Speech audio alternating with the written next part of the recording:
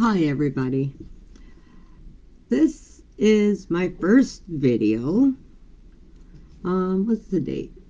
It's October 28th of 2022. Now, I've joined a lot of groups, crochet groups. I've watched a lot of videos and learned a lot of different stitches, which I love, okay? I mean, we all do, or we wouldn't be here right now, let's face it. So, I just thought, when I watch YouTube, I find there's a lot of rambling going on, like, just basically tell me how to do the stitch, and show me how to do the stitch, and let's move on. Because I just find people really drag out how they're telling you to stitch. Myself, I lose interest really quickly. So I needed something different.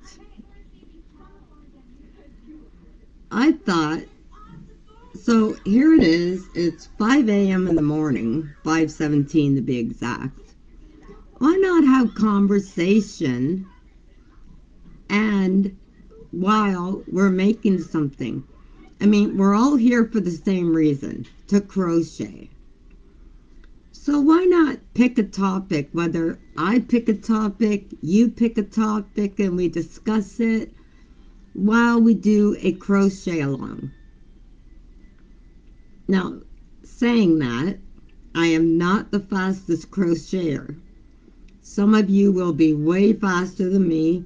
Some of you will think I'm going too fast.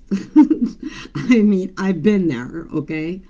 I've met on YouTube, I have seen children that can crochet twice as fast as I can, and I'm like, whoa, whoa, whoa. You know, slow down, slow down.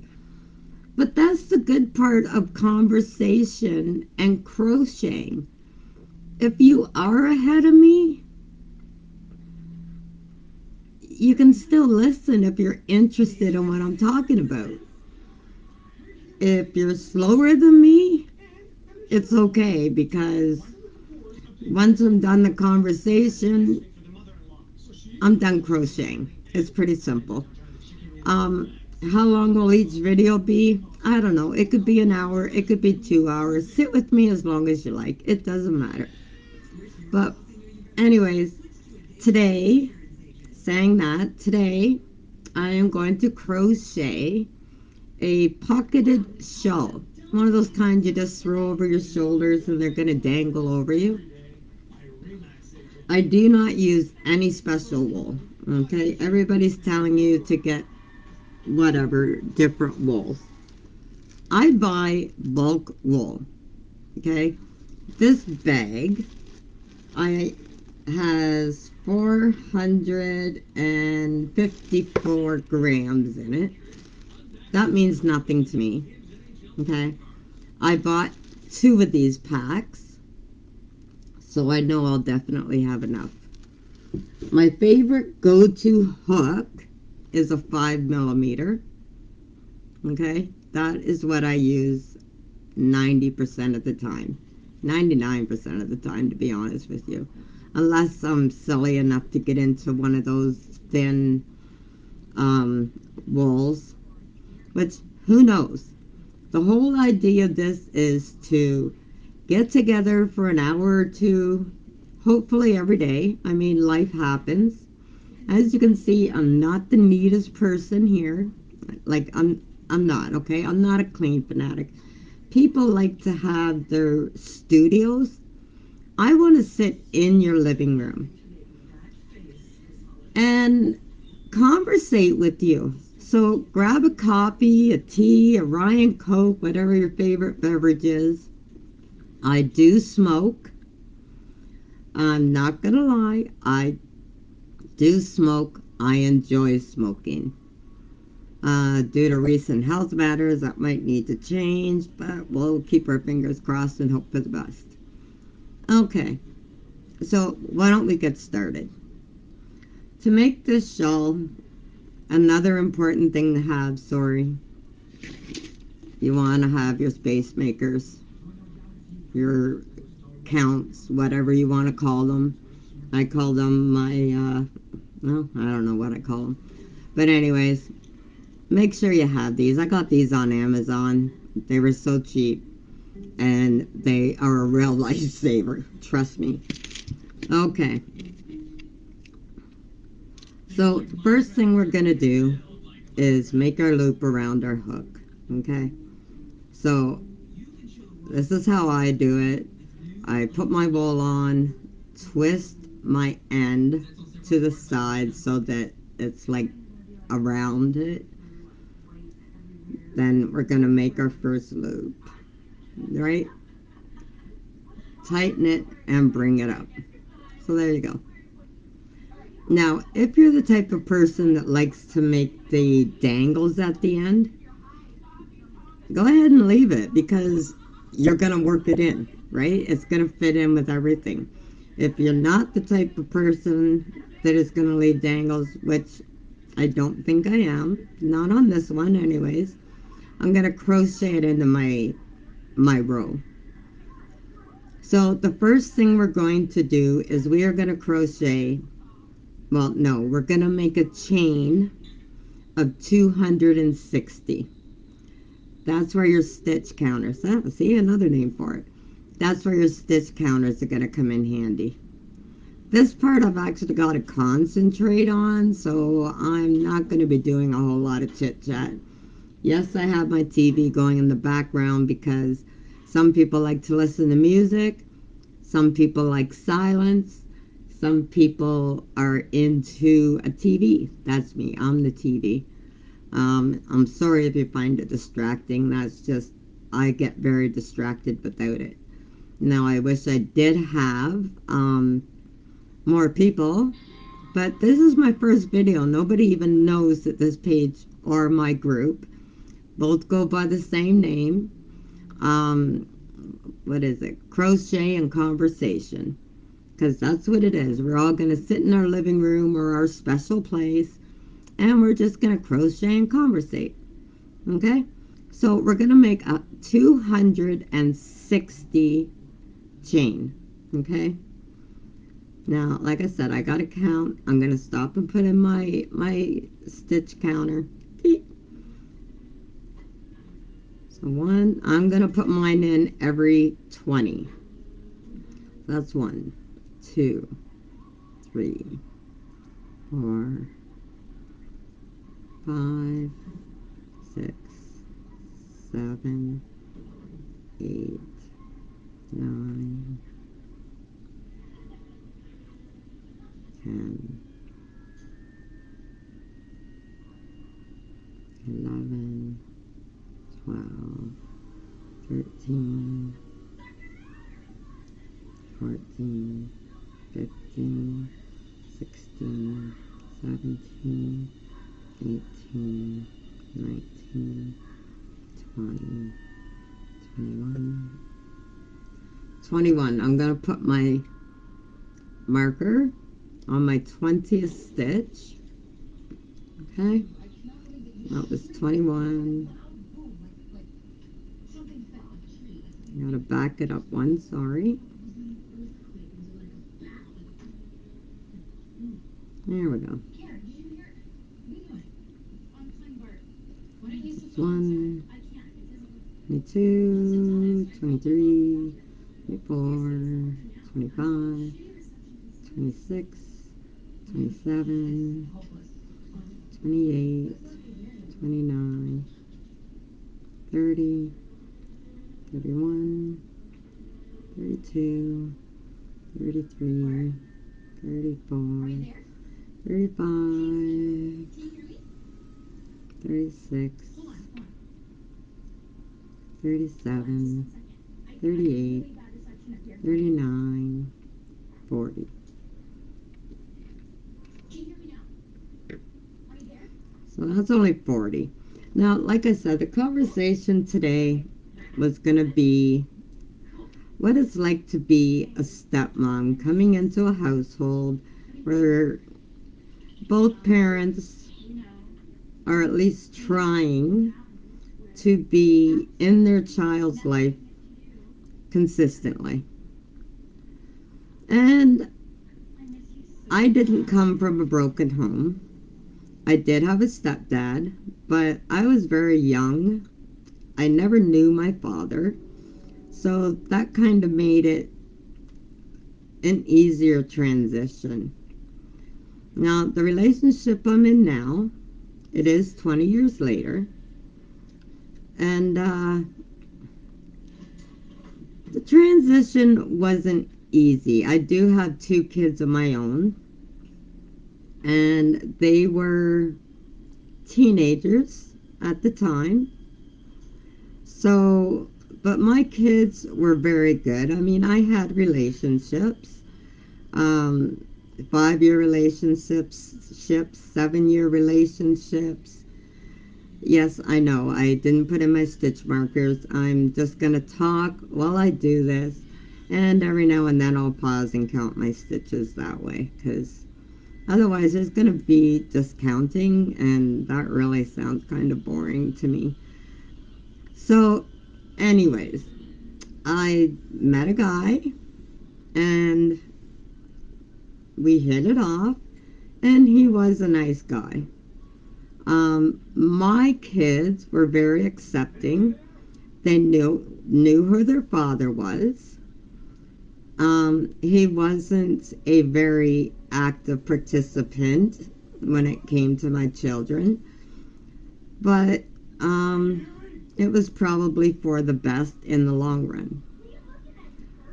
Now, my fellow, he was doing his best to be an active participant, and I gotta say, women are women are nasty. They truly are nasty. They like to play games, which is the opposite of me. I used to basically force my ex-husband to have visitation with the kids until I realized it was the best interest for everybody involved not to force the situation. And when I say force, I mean we agreed to him having the kids every other weekend. And, I mean, it was, I drove the kids to London, because that was where he lived. I dropped them off. I made sure they had everything they needed, including food for the week. And because they're kids, I mean, my kids were young. They were, oh geez, well, they were babies. Yeah, they were babies, like not diapers. They were toddlers, I guess is the right word. Old enough to be able to tell me about their experience. That's a good word for it. So I wasn't really worried because I had taught my kids that they tell mommy everything regardless. Now I would drive them to London. I would give them enough food to last them 2 weeks, just to make sure that they had enough. And my ex, was not working. He didn't have a lot of food. He didn't have a lot of money. So I would give them money so they could treat themselves to McDonald's or whatever. Because where I live, we don't have McDonald's. Okay, I just live in a small town. We don't have McDonald's or Burger King or, whatever they had back then. McDonald's was the big one. And oh, what a treat it was when the kids got to go to London and get their own Happy Meals with a toy and the whole bit. And back then, I guess they still are pretty cheap. I don't know. I haven't had to buy a Happy Meal for many years. So anyways,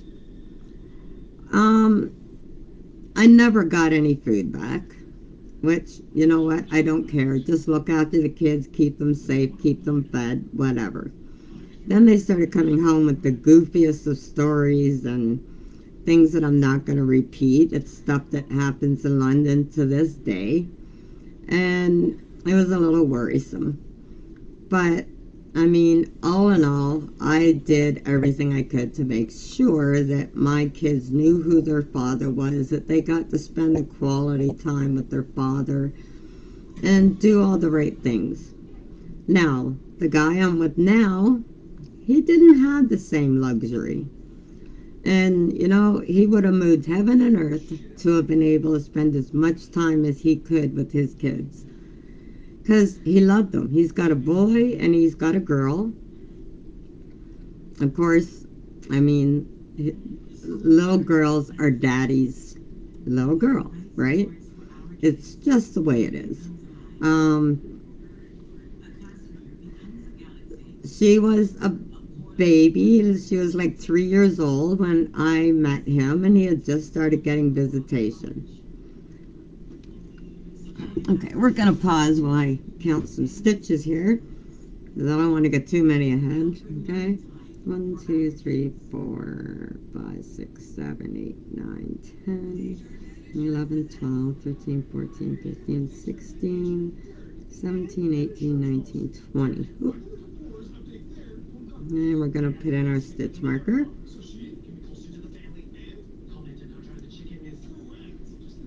Okay. 1, 2, 3, 4, 5, 6, 7, 8, 9, 10, 11, 12, 13, 14, 15, 16, 17, 18, 19, 20.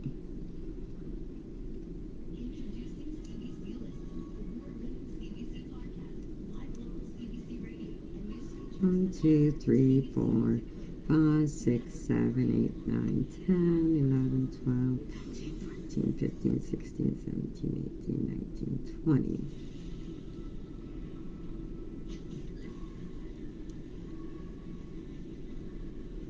1, 2, 3, 4, 5, 6, 7, 8, 9, 10, 12, 13, 14, 15, 16, 17, 18, 19, and 20.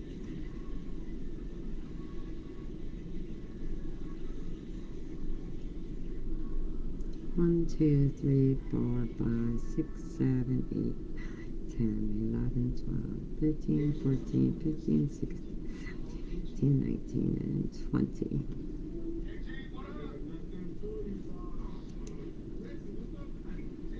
1, 2, 3, 4, 5, 6, 7, 8, 9, 10, 11, 12, 13, 15, 16, 17, 18, 19, and 20.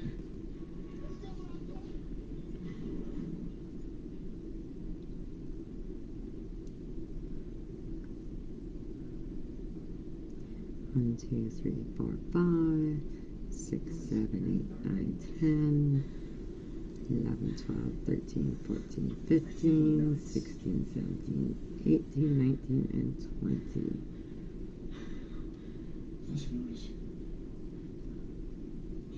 I might have another 20 here.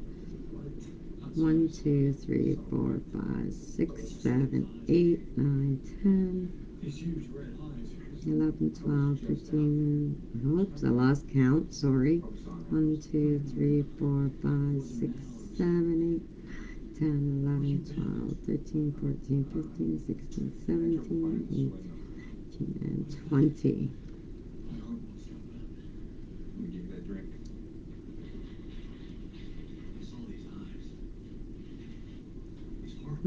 So how many is that? It's 20, 40, 60, 81, 20, 40, 60, 82. Okay. Let's finish counting these. 2, 3, 4, 5, 6. Trying to get a good position where you can see what I'm doing. 6, 7, 8, 9, 10, 11, 12, 13, 14, 15, 16, 17, 18, 19, 20. Stitch marker, and now I'm going to put in 20 more, okay? So 1, 2, 3, 4, 5, 6, 7,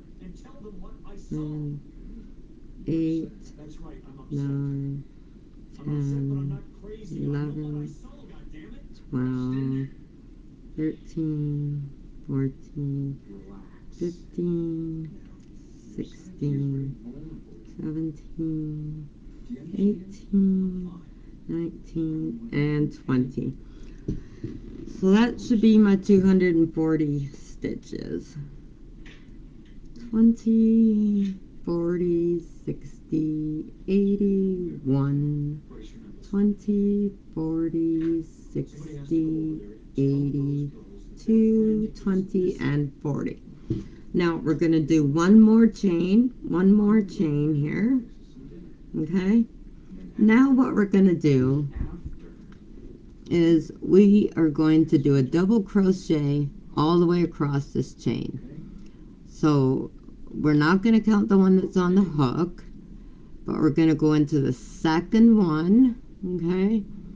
And whoops, we're going to do a double crochet. Now a double crochet means that you wrap it, go into the first loop, grab your wool, pull it through so you have 1, 2, 3 loops on your crochet hook. Wrap your wool around and pull it through 2. Well, that was 1, and there is 2. Now when I say wrap it around, you go around the back and bring it to the front. My hook is facing me, okay? And we're going to bring it around, and we're going to go through the last 2. And we're going to do that for each and every loop that we have.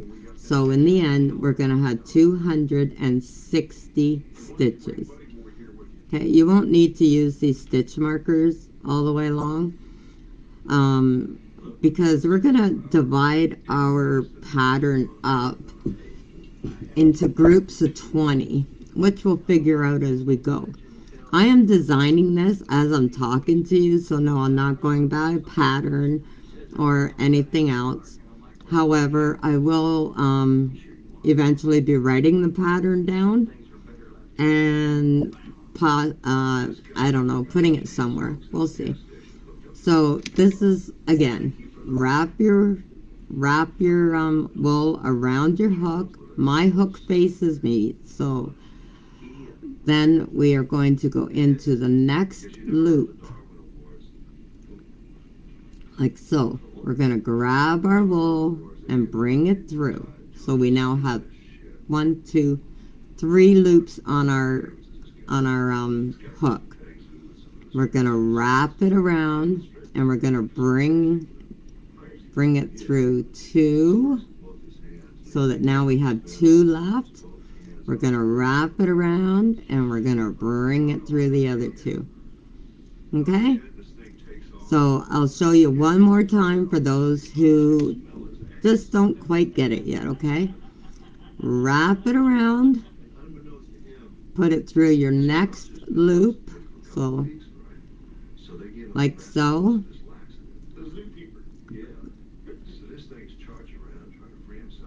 Oh, wait. Gotta make sure everything's in the right spot. When you're gonna wrap it around, you make sure that this wool is behind your chain, okay? And you're gonna bring it through the chain, wrap it around, bring it through so you have 3 loops. Wrap your wool around, back to front again, bring it through 2, wrap it around, and bring it through 2. Now, there we go. Depending on your tension, that's going to depend on how tight or loose your stitching is. You don't want your stitching too tight because you're going through your stitches, okay? So you want to make sure that your crochet hook can fit through. So here we go again. And through, grab it, bring it through and wrap, through two and wrap, and through your last two. Okay, so let's do that all the way across while I finish my story. So anyways, I don't exactly remember where I left off, but he basically moved heaven and earth to try and see his children. He does have two different mothers. Not a big deal, no reason to judge. So, some men don't realize how lucky they have it, like my ex. Okay, I did everything. I took him everywhere. He had lawyer's fees, he had everything. I didn't do that to my ex-husband. We came upon an agreement between the two of us. We went to court. I didn't try to take all his money so that, he couldn't live himself. I did my best to be reasonable. I just asked him for like $75 for the month, which in those days put bread and milk on the table. Plus, there was a bit of a selfish reason behind that, and that was that I didn't want my husband going around saying what so many men say, and nowadays women, how, that's my house. I give her money for shoes and she's out at the bars. His $75 was not going to give me a good time doing anything.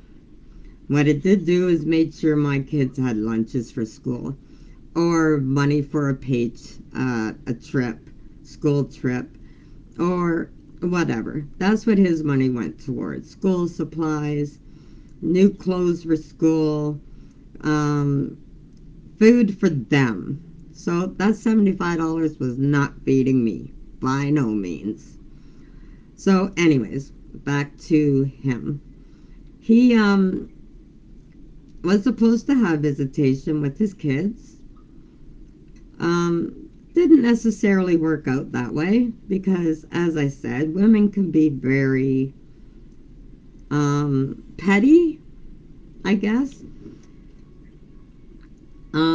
Yes, my ex was an alcoholic. Absolutely not denying that. But that wasn't the reason he was having problems seeing one of his children. I was. Which I do totally understand. Okay, I was lucky. when I was done with my ex, he didn't look at another woman. I probably shouldn't be laughing about that, but I do. He lived at home with his mom and dad when I met him. Life was easy. He was now responsible for himself. And for me, yes, I did have a job, but, yeah, he was, I guess he'd had enough. Let's just put it that way. The life of a independent person was more than he could handle. So anyways, I was the reason. I didn't have to deal with another woman being around my children. Teaching my children things, having my kids come home and say, "Oh, Mom, Lisa taught me how to do this," or "Lisa did that," or, I didn't have to deal with that. She did. And it's tough enough being a single mom without having to feel like you're in competition for your daughter's attention, which is what I am assuming that it is. We hear one little bad thing that maybe we don't agree with, being the biological parent, And we're going to blow it out of proportion and make it so much worse than it is. Um, I tried very hard to get close to his children. His daughter was only 3. She had no judgment, none whatsoever. Um, the son, however, was um, double digits. I don't remember exactly how old he was, but he did give me a run for my money. And it did cause a lot of conflict between, well, the son and myself and my boyfriend and myself. Because I was already a mom, a full-time mom to 2 teenage children now. And I was set with my rules and what is and what isn't and what should be and what shouldn't be. My kids lived with me. He got his kids for visitations.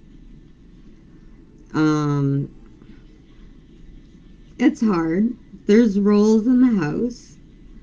And I didn't believe that it was fair that the ones that live here all the time, which did happen to be my kids, um, they had rules, but then the kids that just get to visit every other weekend basically had free range and could do what they want. I didn't play that game. We had a home, and everybody followed the same rules, and that included my boyfriend. And yes, I was a strict parent in a loving way. I mean, I didn't agree with abuse or putting kids down or any of that stuff. It's just, there's house rules, and this is it. Now, no, I didn't come into the relationship with his kids saying, it's my way or the highway. No, that wasn't me. Not me by far. I sat down and I discussed it with my boyfriend, after a while, saying, okay, you just got your visitation with your kids. I know that you want them to want to come back, which to you is going to mean that, it's a rural free zone, but it's not fair to the other 2 children that live in the house. If there's going to be rules, there's going to be rules. So we did agree, the 2 of us, we did agree, but at the same time, there was going to be lenience towards his kids. I mean, let's face it, he got them every other weekend, for the weekend. And my kids understood that as well. They understand how important a parent is and how important it was for him to see his kids. So they never questioned that at all. And mine were teenagers. I mean, I seen them at mealtime. Let's face it. Is it time to eat? Yep, must be, because there's the kids. So anyways,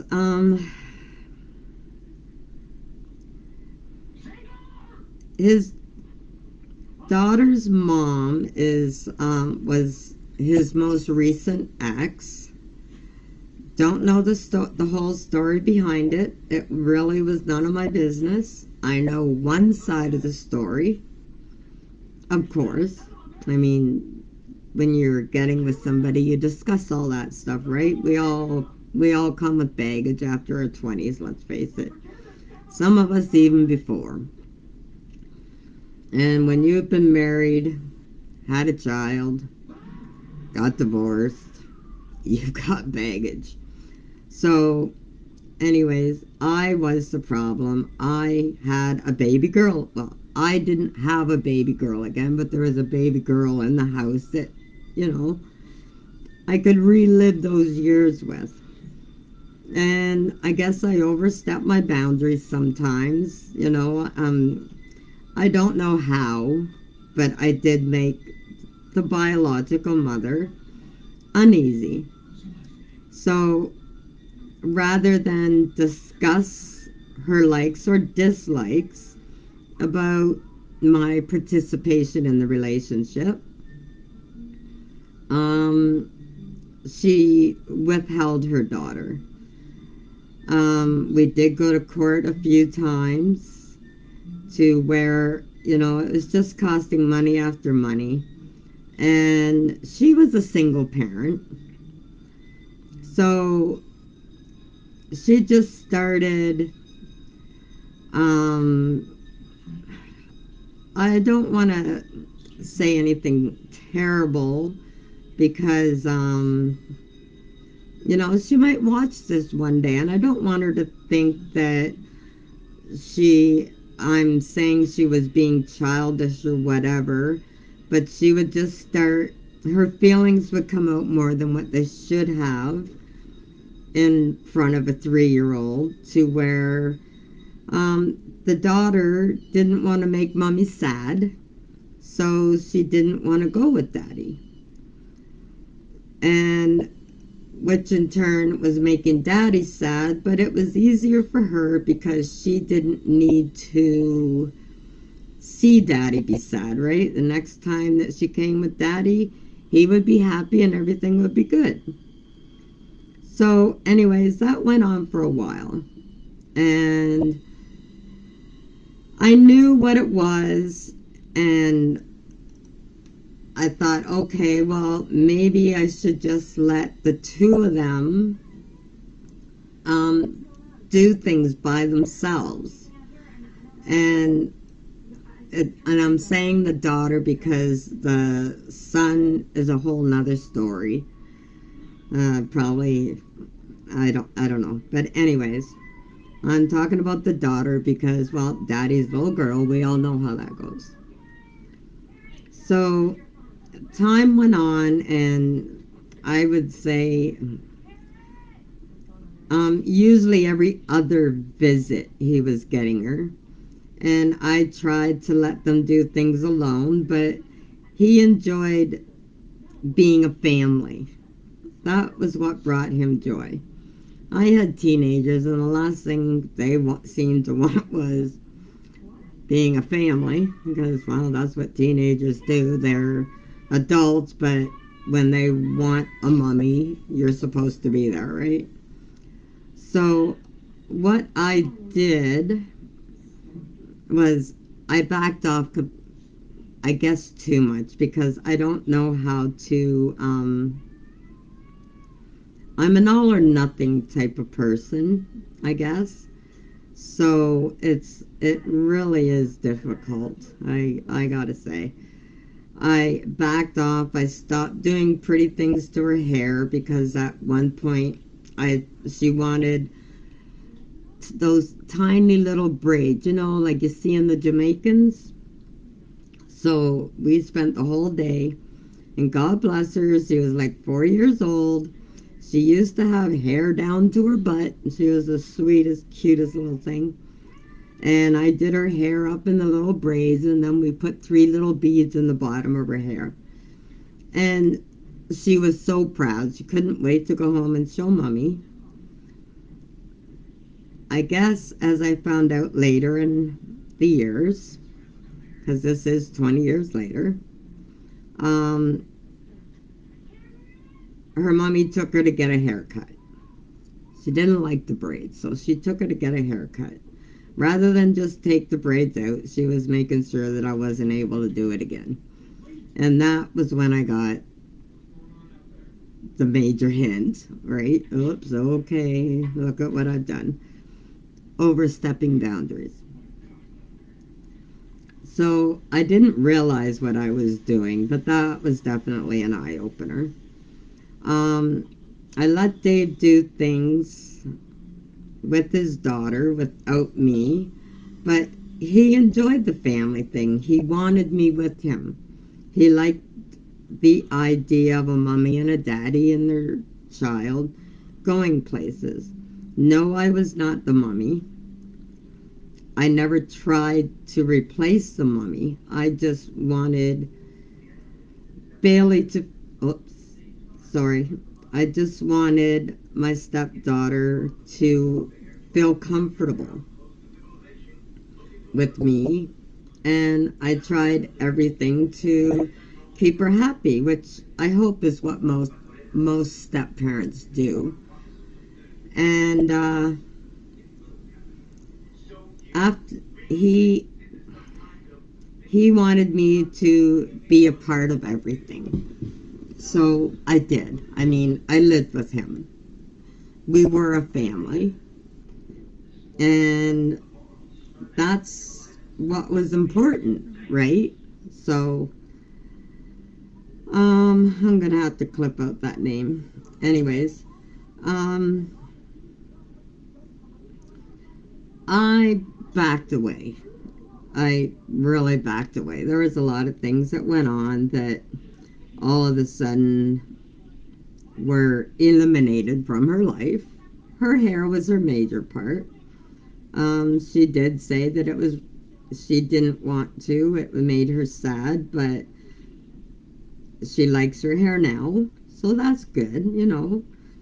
But I backed away, and I backed away too much, which now created friction between a very young child and myself, because if she didn't go home and say, Lisa and I did this and Lisa and I did that and whatever, then I wouldn't have caused,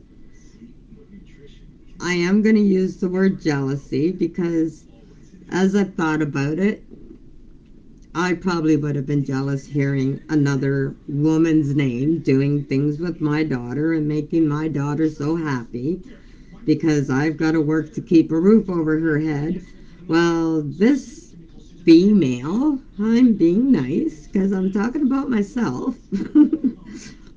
She's getting all the fun stuff with my daughter. And I would not have liked that. I'm pretty sure I wouldn't have liked it. I wouldn't have gone to the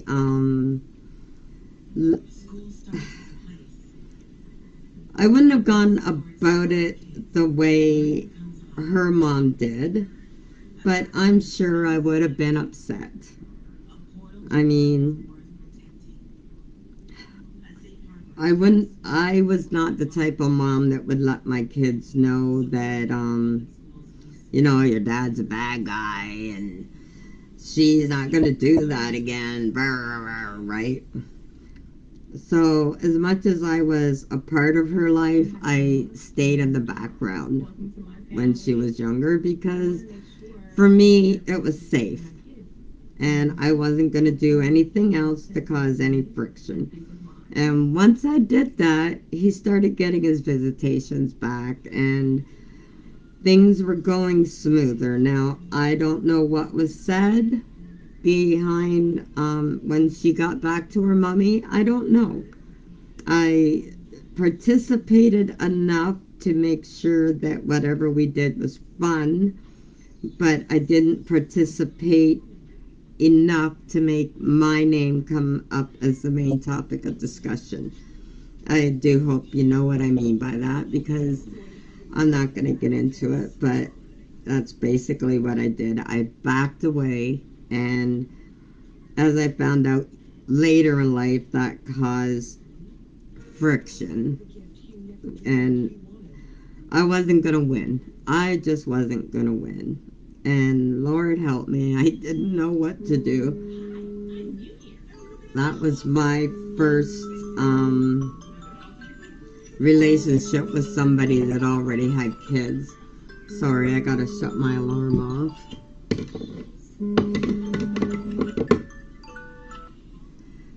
So it's a very confusing time. Everything is fine now. I do get along with the mother. Now, the child is in her 20s, but I do get along with the mother now.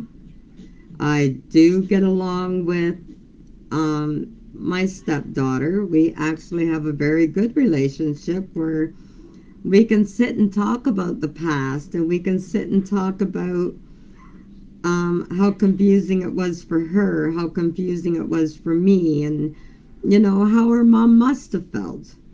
she doesn't have a child yet, and hopefully she'll never, when she does have a child, it'll be with somebody that she will be with for the rest of her life. Times have changed. That doesn't happen very often, but she seems to be being very cautious. So I'm thinking she is smart enough to not want to go through that as well. Now, even though, you can wait and think you have the right person, be absolutely positive it's the right person. She's at the age now where she's not stupid enough to get pregnant just to keep them. So she's smart enough to make a knowledgeable decision, which is good. That's awesome. But I guess the reason I chose this topic is because it's hard. I don't know what it's like for men, but I imagine it's got to be a lot the same. Um, I mean, if you're the full-time parent, meaning the male, it would be interesting. There's a lot of men that crochet for whatever reason. I mean, I crochet because it's kind of a stress relief. And it's, what do you call it? Well, I find it to be stress relieving, keeps my anxiety down. What's your reason for crocheting anyways? Why do you like crocheting? Is it just for the creation? Do you find it relaxing? Are you able to escape in your crochet world? Be interesting to find out. Just make a comment. Let me know. Why do you like crocheting? And if there's any single dads out there that have to hear stories about the stepdad, what do you think about when they come back talking about Mr. So and so? It's the guy that's basically taking your place for a weekend or a week or whatever your separation agreement is. I actually would like to hear that. I never tried to be Bailey's. I did it again. I never tried to be your mom. Never. She did she went to her dad and asked her dad, "Is this my new mummy?" He came and he told me that he said no, she has a mummy. And he's 100,000% right. 100,000% right. He told me I could go talk to her about it if I wanted to. And I did. So the way the conversation went with that one was, I'm never gonna be your mummy. You have a mummy that loves you very much. But I would really like to be your friend. And if that's okay, can I call you my friend? And I'm talking to a 3-year-old, okay? I imagine it'd be different if she was older, like in the double digits and that, but she was 3 years old. She had so much confusion going on, like, why does daddy live in a different house? Why is this lady gonna be my new mom?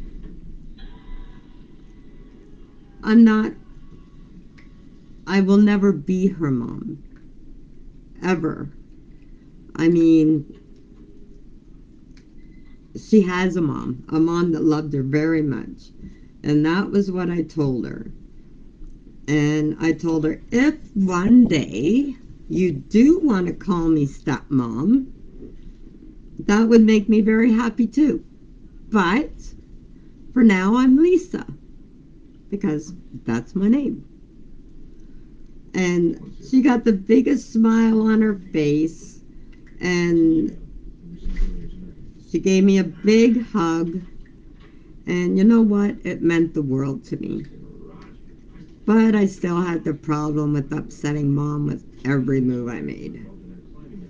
So, yes, it's very, very hard. And, I don't care if you can be best friends with your stepchild's parent. There is no damn way that they're as accepting of it as you think they are. I mean, think about it. Who went through the labor? Who was there for the first breath? If it's a mom, who carried that body inside of them for, no, 9 months? Unless there was complications, which luckily for me there wasn't, because that would have created another drift. There's so much to consider of the biological parent. And being a parent myself, I was able to step back and kind of put me in the shoes of her. We get along because, well, I've been in his life for 20 years now. So, yeah, I mean, we get along. I wasn't a fly by night, which in the beginning, that's what she expected. I mean, let's face it. Um, I was sticking around, the years started passing, and I was still here. So, I mean, I guess she just kind of came to grips with the fact that, okay, her daughter wasn't going to get close, which I'm sure was another problem, wasn't going to get close to somebody, and they were just gonna walk away, right? Then your daughter gets hurt again. So, I mean, so many things to think about, so many things to deal with. Another woman doing things with your child coming home and talking about another woman or man, as the case may be. I can only talk about a woman because it's my experience. The men, there's a lot of men that crochet, and I would really like to hear or read your experience. I mean, maybe you did get along great, but if you're the biological father, was there times that you just bit your tongue? Maybe just have to, listen to what a wonderful time your son had or your baby girl, and hear this other person's name over and over and over again after a weekend visit, and then just when it finally dies down and they stop talking about this other person, it's time for visitation again. I mean, do you go to the bar and have yourself a couple of quick ones or long ones or whatever? Do you go to a gym? Do you go for a jog? Like, how do you deal with it? And moms, I'm sorry I'm dwelling on dads here. I'd like to hear, like, if you were the biological mom. I'm sure for stepmoms everywhere that don't mean to be stepping on your toes, maybe you can clarify some of what I'm assuming you felt. Because, like I said, I ruined my ex for other women.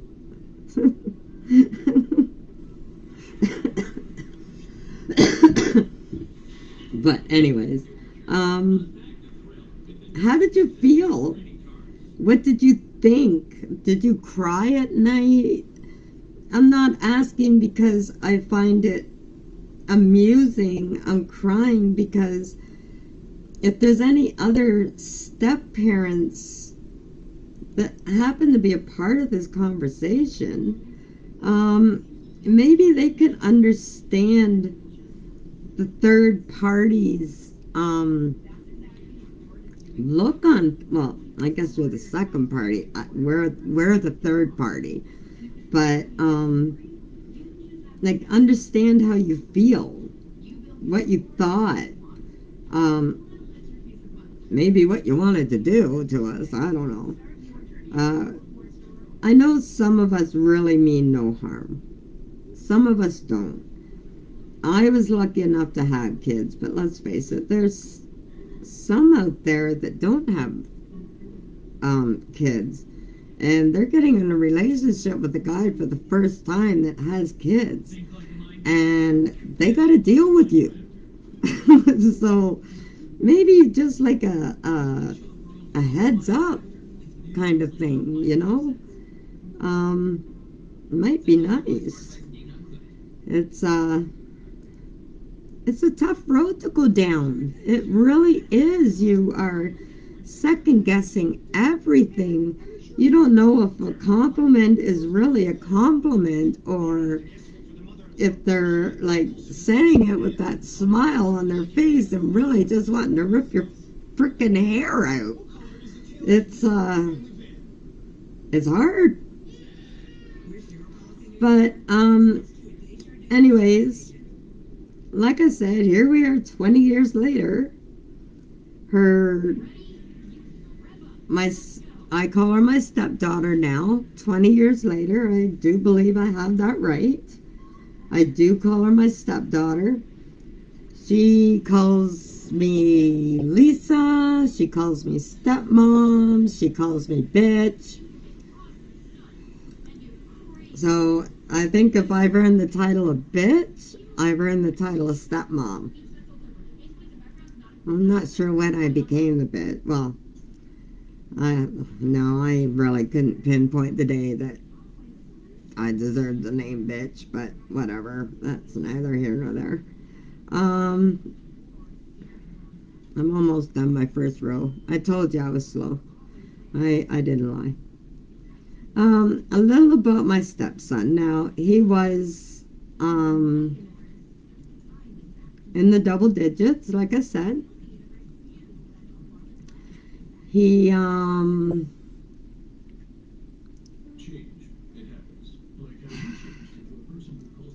he didn't really know his dad very well. And what he did know about his dad was basically what his mom wanted him to know about his dad.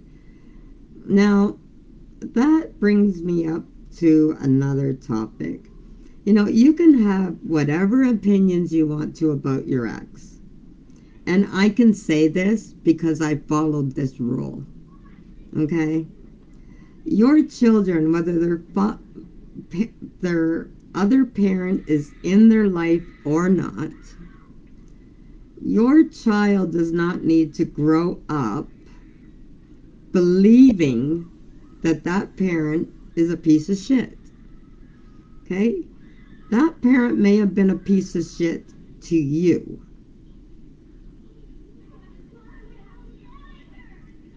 Doesn't mean he was a piece of shit to his child. And a child is not a weapon. A child is something. Now, I'm assuming that, there are situations where, yes, the man may be a piece of shit.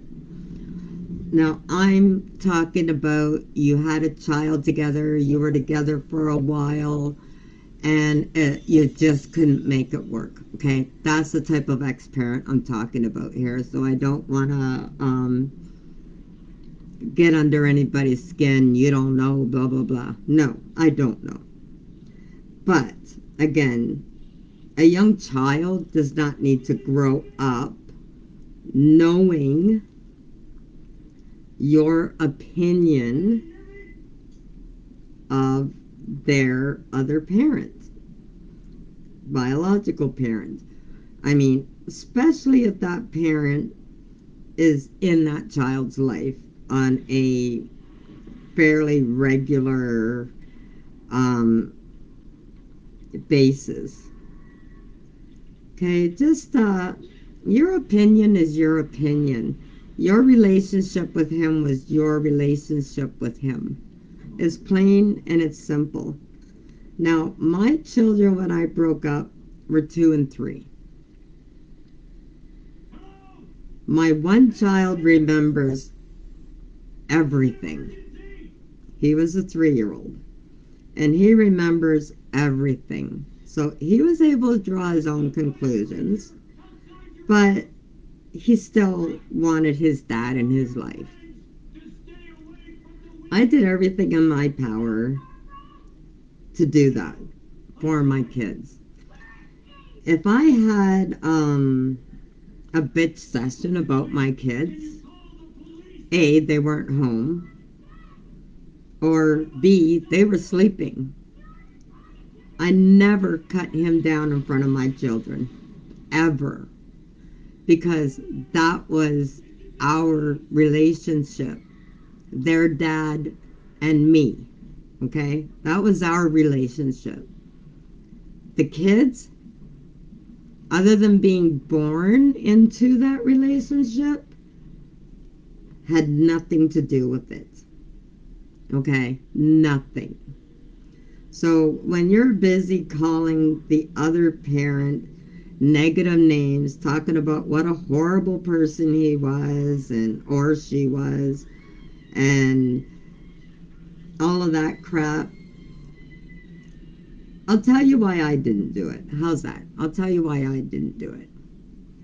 The person that I knew, okay, may not be the person that they grow up to know. So while you're playing games and making that child, father or mother, fight for visitation, they're going to grow up and they're going to go looking for that other parent if they're not in their life. Okay? They're going to go looking for them.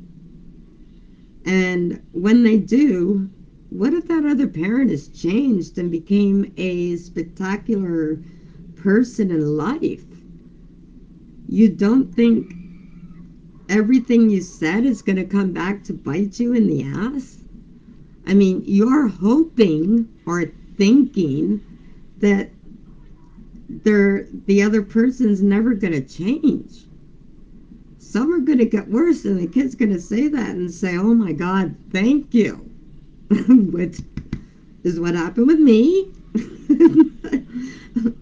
But if they grow up to be a productive person to the world in any way, shape, and form, holding a job, volunteering, married, 3 kids, you know, like, it's going to come back to bite you in the ass.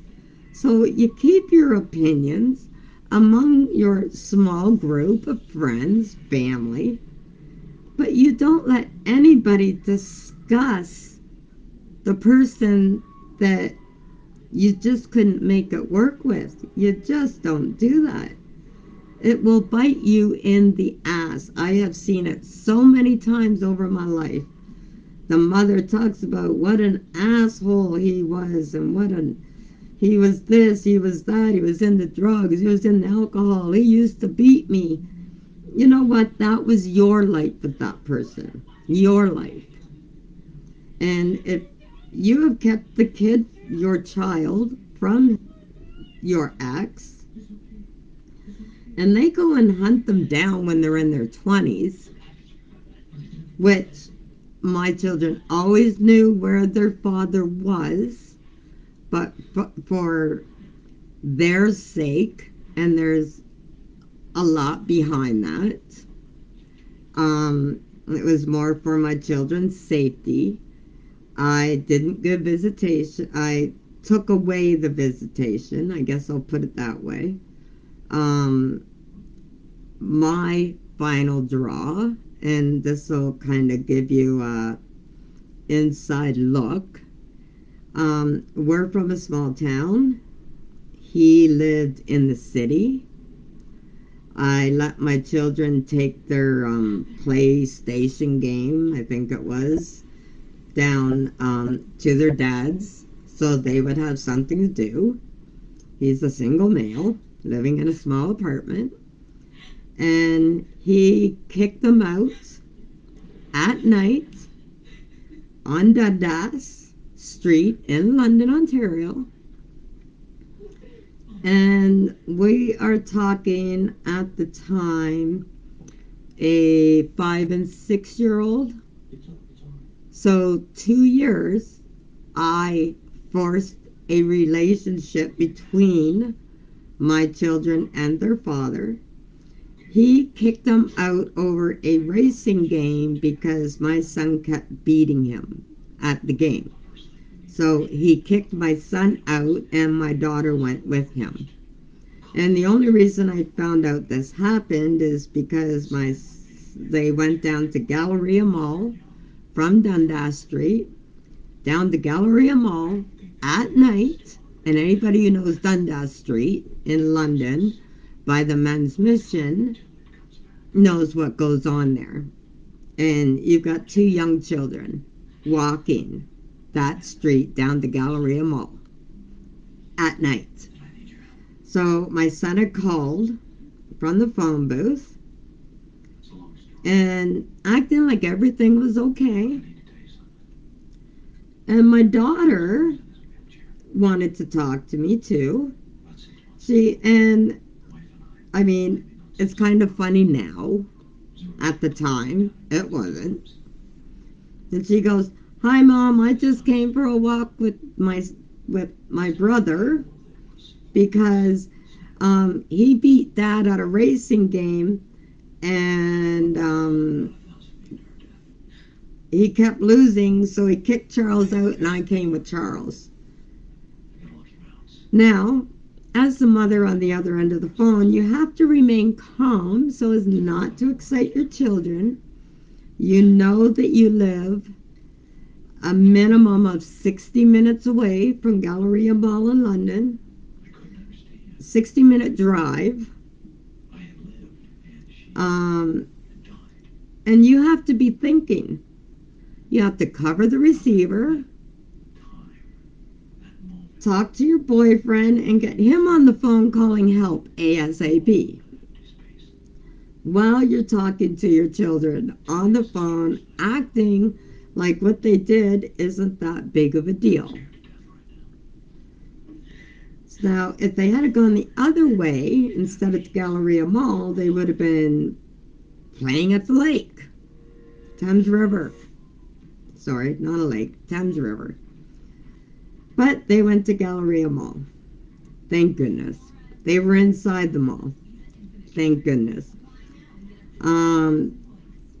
They went and told the one girl that was working in one of the stores that was still open that their mom wanted to talk to her and she was on the phone. So the girl came, and that was my freak out moment when I got to tell her what was going on.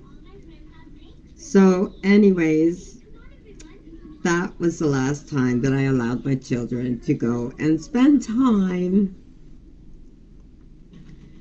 forcibly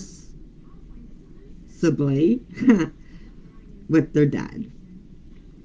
They still knew their grandparents. They still knew their cousins, aunts, and uncles.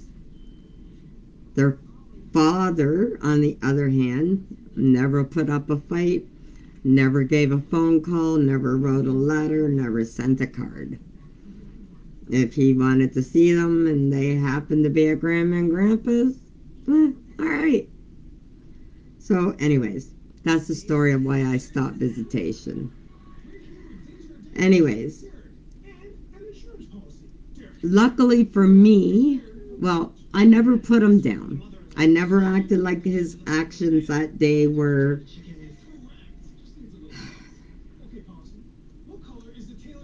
dangerous. I just let my kids think everything was okay while their uncle went to Galleria Mall and picked them up. So anyways, my kids had a blast. They thought it was funny that they beat their dad's ass in the stupid racing game. I mean, it kind of is, but that's besides the point. So this is what I'm getting at. Now, when my kids got to be in their 20s, they were no longer living at home. They both came and told me that they went and met their father. He didn't change. If anything, I could say he got worse. Okay? So, luckily for me, right? But, what if he had changed his life around? What if he had met another woman? What if he had had a couple more kids? What if he got a steady job, stopped drinking, stopped doing drugs? I'm not saying that my ex was an alcoholic or doing drugs or any of that stuff. He wasn't an alcoholic. He wasn't doing drugs, okay? Um, he was just straight out asshole. So, anyways, but what I'm getting at is the person that you once knew is capable of changing with the right person. So, basically, by putting him down and making, I keep saying him because I'm a her, but putting the other person down because you couldn't make it work with him for whatever reason. Doesn't matter if it's your fault, his fault, or somebody else's fault. The relationship didn't work. Now, you have spent, we're going to say, 15 years, 10 years, 5 years, making this other person out to be the biggest piece of crap to ever walk the earth.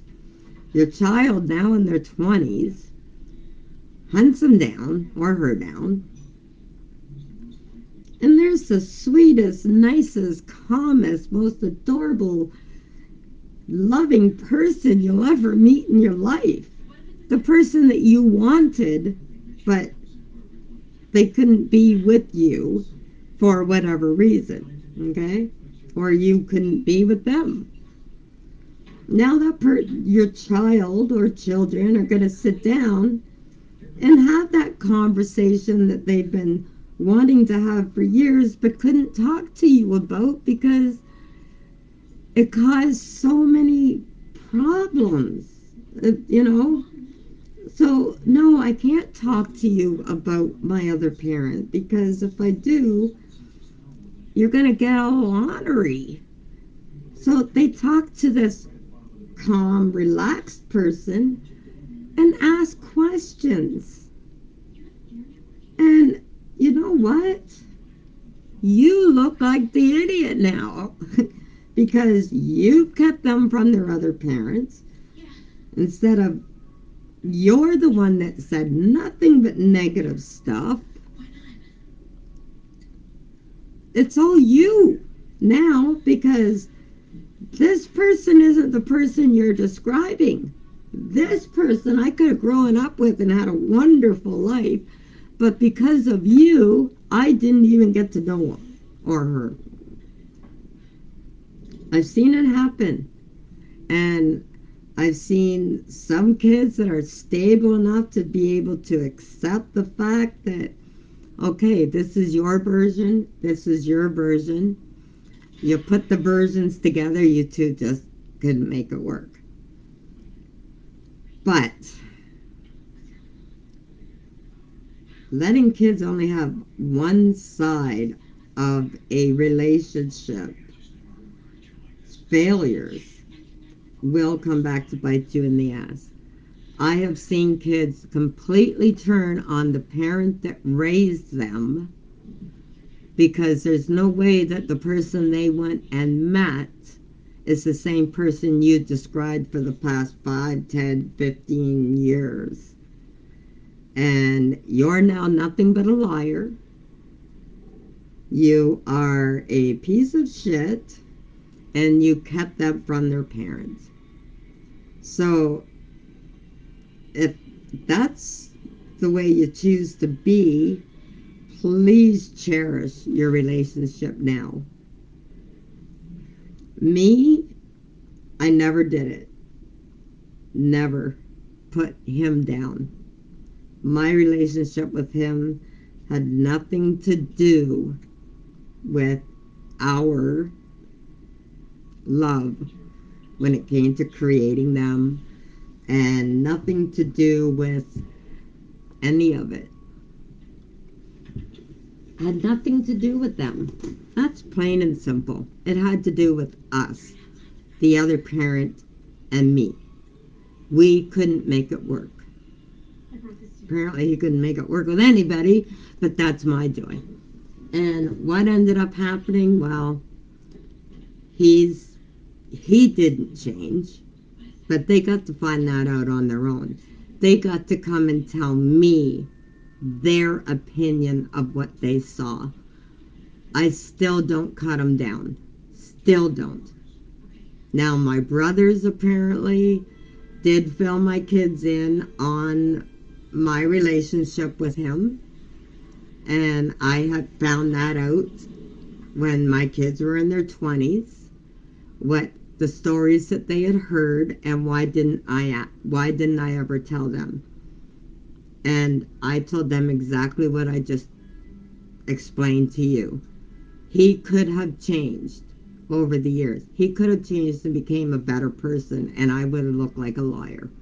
And it's better they draw their own conclusions on the type of person he is than me try to brainwash them into thinking that he's the person that our relationship turned him into. So anyways, back to my boyfriend. I get off topic so easy. It's still on topic, but it jumps around. That's just the way I am. I do have ADHD, and I'm ADD. So, yeah, jumping around all over the place. I can't concentrate on just one thing. That's why this is good for me, because I'm not just crocheting, which I would get bored of very quickly. Trust me, very quickly. But I'm also talking to you.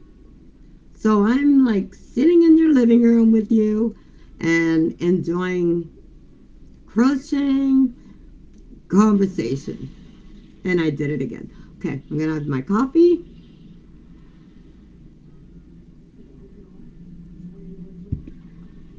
Oh, God. And I told you I smoke. I am going to light up a cigarette. I'm sure nowadays a lot of you don't smoke. But there's a lot who do. Still, it's the only bad habit I really have. I smoke. That is basically my life. I don't do drugs. I do like to occasionally drink, but I don't get drunk. No, I get drunk, but it's not a continuous thing. It's in the summertime. When you're outside, you're having fun, you're going to parties, you're having parties, get-togethers, family functions, whatever. But okay, now, what's the date? Oh, I can't do this. Oh, there we go. The 28th. Okay.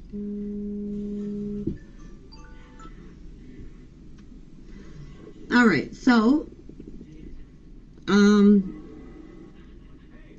we can get started on the next row. This one we are going to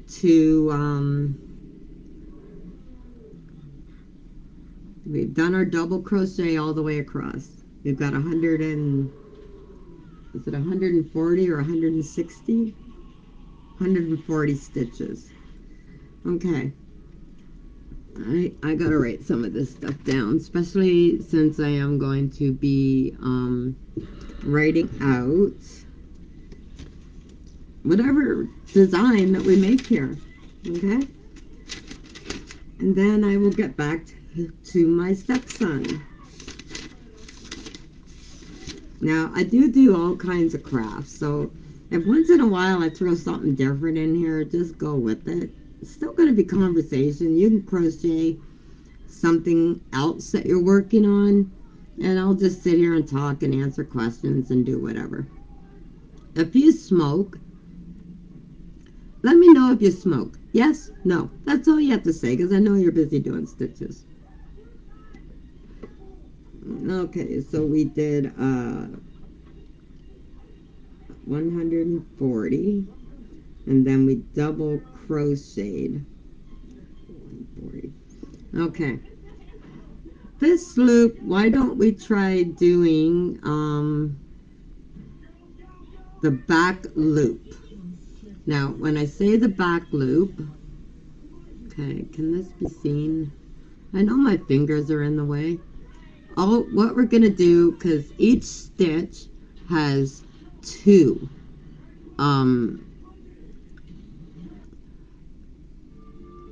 strings to it. Okay, you see that? A front and a back. Now the back is obviously going to be the side away from you.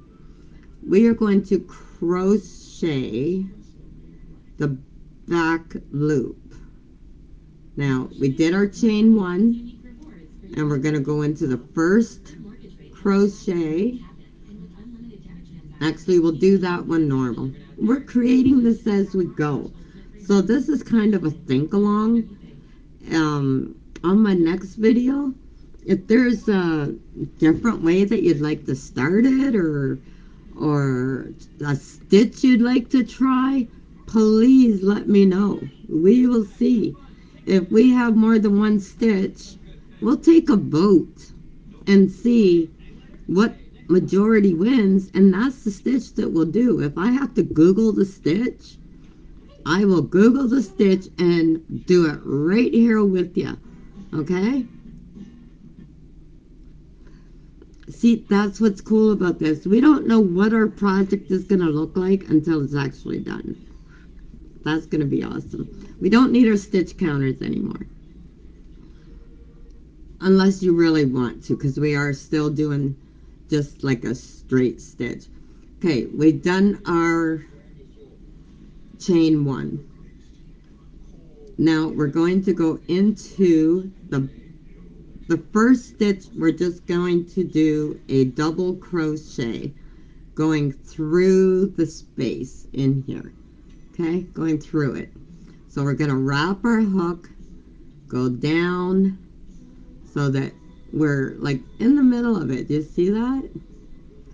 You're going to grab it, bring it up like so. So we have 3 loops. We're going to wrap it around.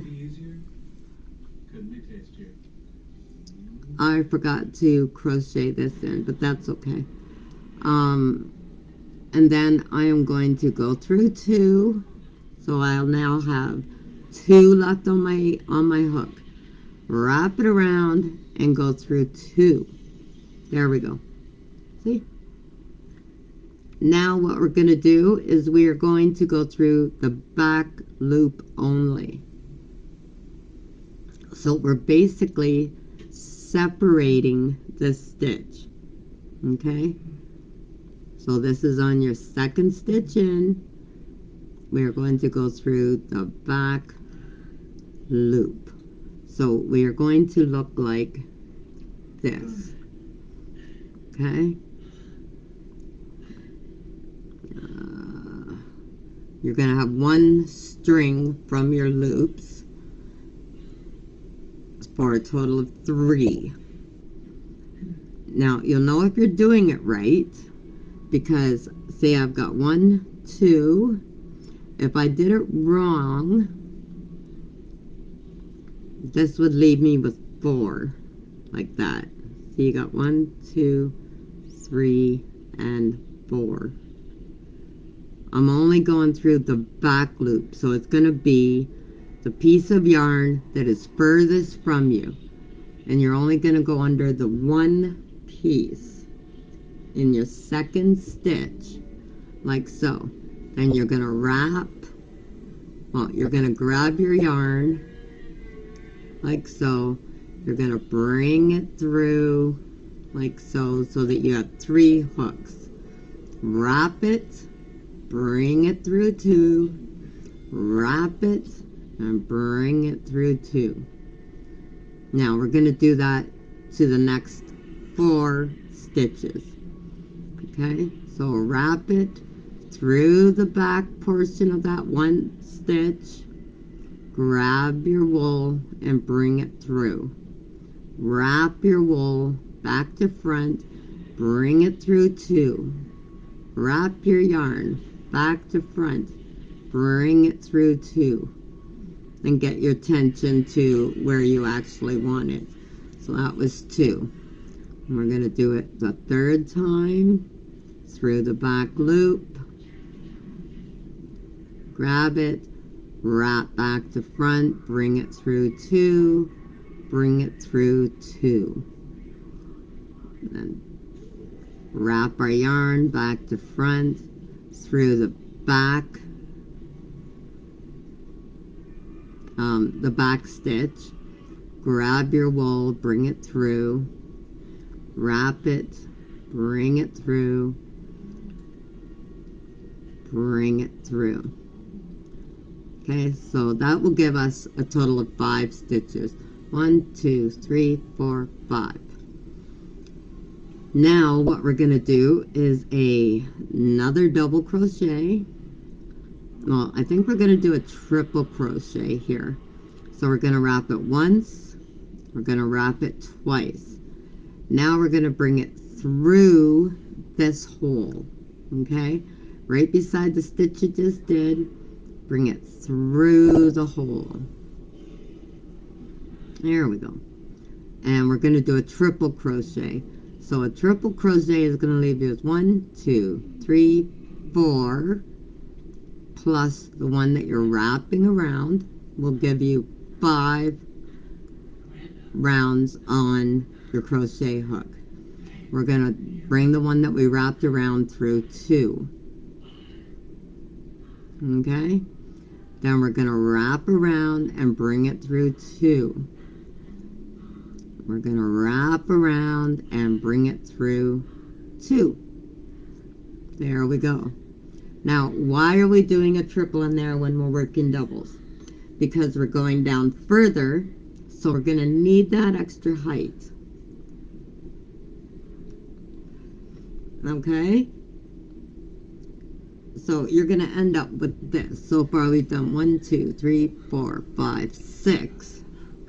We're going to break this into a group of 10. So that's 6. Now we're going to do the back loop again, okay? For 4 more. So 1, 2, 3, 4, 5, and 6. Back loop. Here we go. That we're doing a double crochet with the back loop hook only, okay? So we're going to go through 2, wrap it, go through 2. So we're going to do that again for the next 4 stitches. That's 1, 2,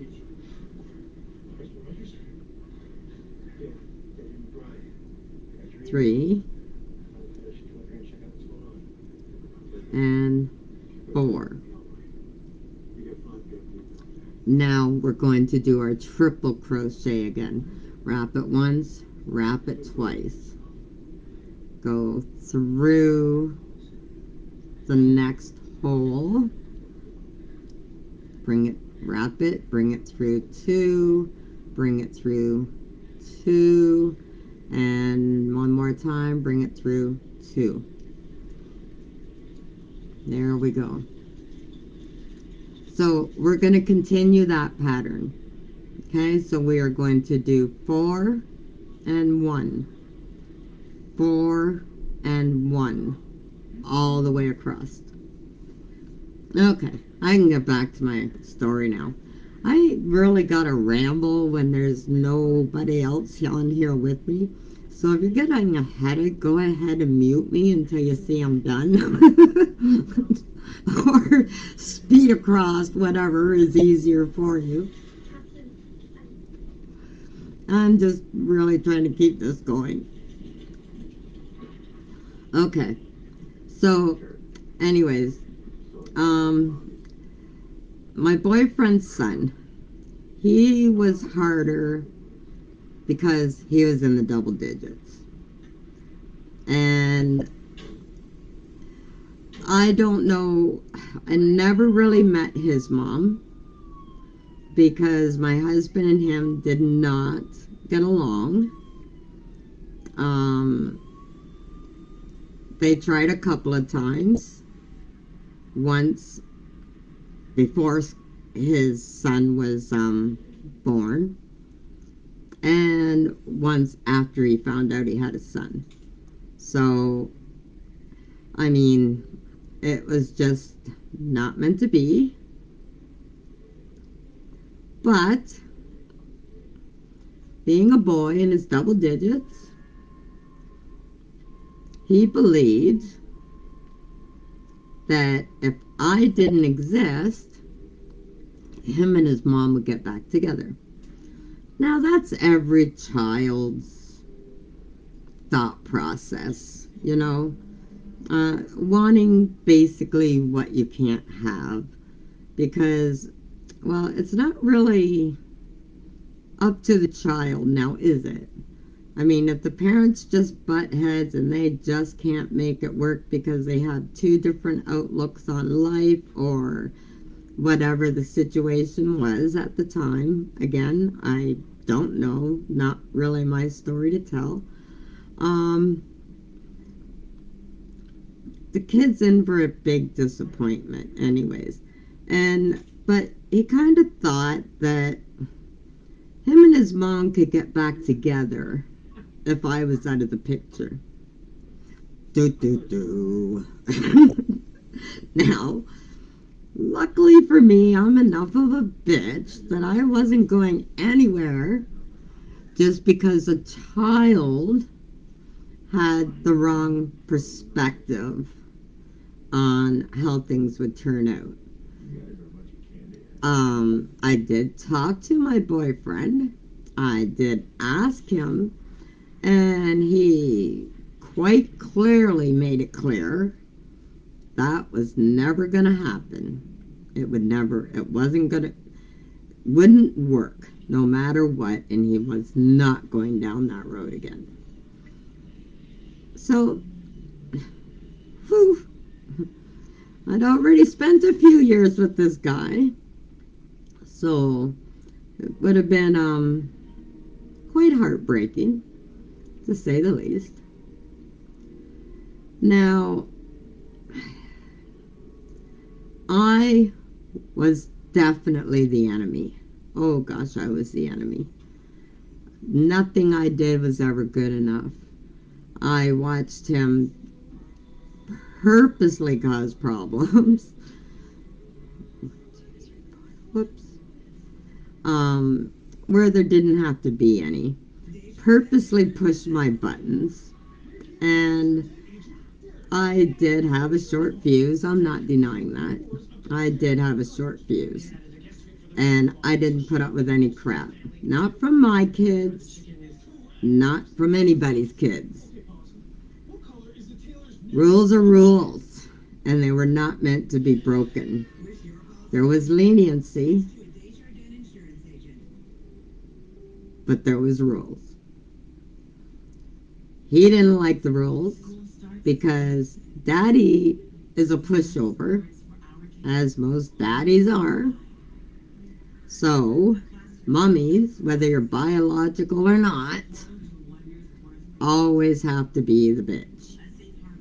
Because let's face it, if it wasn't for the women setting some kind of rules, life would be a bitch.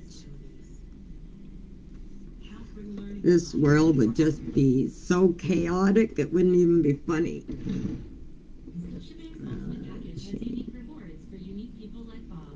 then we are going to do, I'm writing down the instructions, sorry. One double crochet, 4, For dinner tonight, we're going to do a little spread from good food. I'm going to add some delicious little friends. Up here, good food couldn't be easier. So, That's good food. yeah. It, with him at the time, it was a no-win situation. There was no way I was going to win, and there was no way he was going to win. Which, of course, put a lot of stress on Daddy. Because which way was he supposed to turn? He didn't know. He wanted his son in his life. He wanted me in his life. So he took off drinking. That was how he dealt with it. And left the son and I to work our shit out. It got pretty bad. Stories were made up.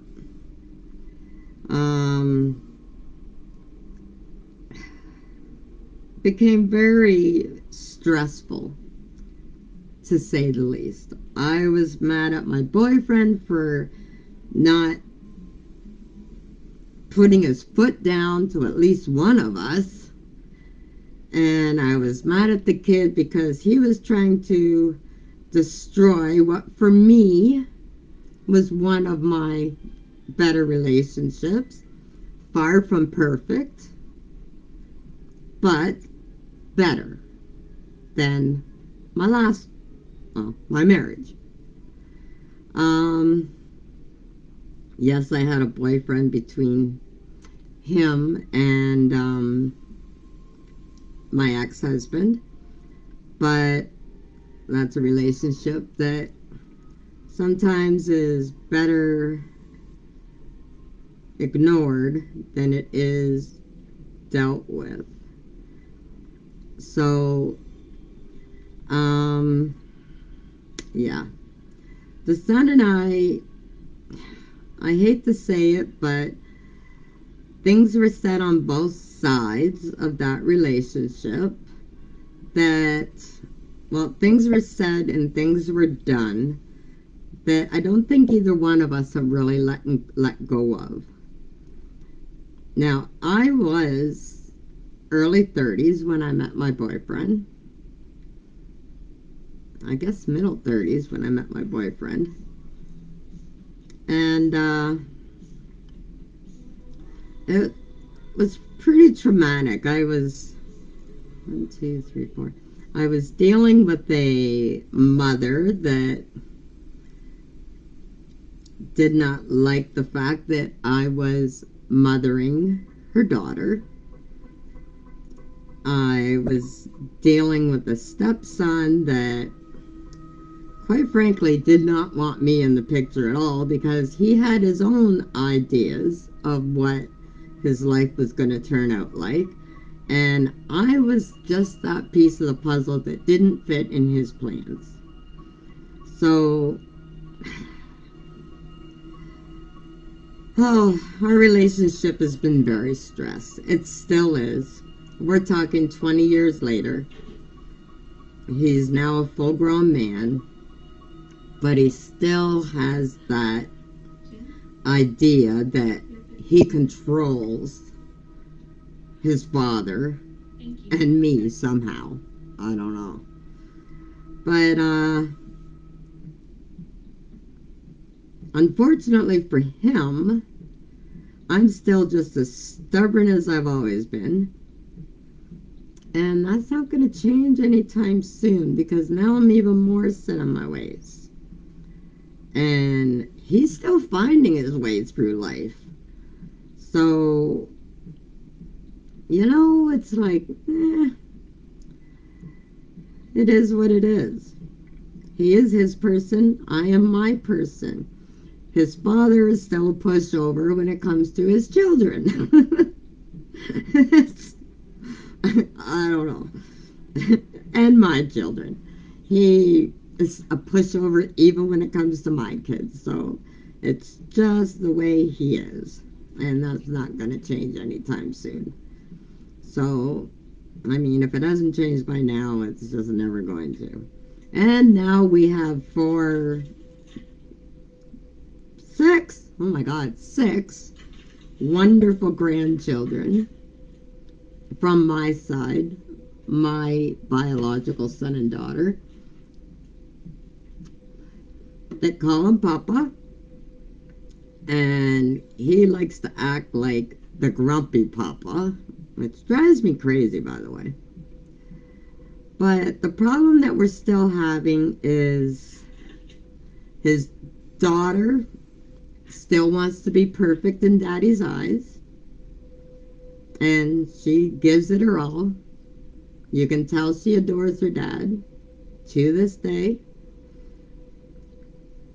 And he, my stepson, likes to, I am only assuming, okay, I don't know fact, I haven't sat down and talked with him, because he's a very dramatic person, and if you say the wrong thing, there's a whole lot of drama that, well, I gotta be in the mood to deal with. I really gotta be in the mood to deal with. And I'm just not. Very often. So anyways, I don't like the way he talks to his father, and I'm the type of person that when I feel that one of my loved ones is being mistreated in any way, shape, or form, I tend to be on guard and protect them to the bitter end. Now, I don't know if it's a personality, well, it is a personality conflict, very much so. And we tried working it out. I do hold grudges. I am not denying that. Not 1 ounce.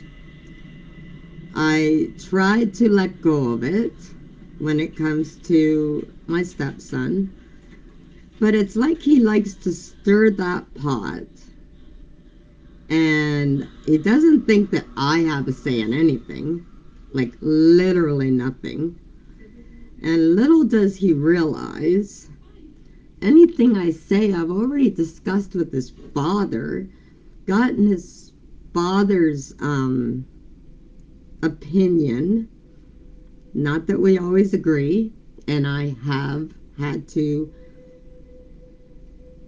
hold back, but that's not an easy thing for me to do, because then it just bubbles up. But anyways, I think now that situation, going back to the day, he was told things by his mother. That's right, that's where I was going with this. That were her truths, and had him convinced that his dad didn't want to be a part of his life, even though, which later come out in the wash, his father did go to court for visitation, partial custody, whatever you call it, did go through the courts to get his rights. But, well, they weren't fulfilled the way they were supposed to be. They were fulfilled on a, I'm annoyed with this kid, take him for a while basis. So anyways, yes, you can spend thousands and thousands of dollars to a lawyer, and bottom line is, unless you've got money to just open up your window and throw it on out and let somebody else spend it, it's a very pricey process. So, um, he didn't get everything he wanted. So they did end up having a blowout one time that basically had to do with you never wanted me anyways. Yes, I did. No, you didn't. And finally, my his dad went upstairs and got the court papers, brought them down, and said, "Read them." Now, this is when he was old enough to understand what he was reading, and it was very clear how often visitation was supposed to be compared to what was. So, yes, they cried, they boo hooed. You know, they did the private thing.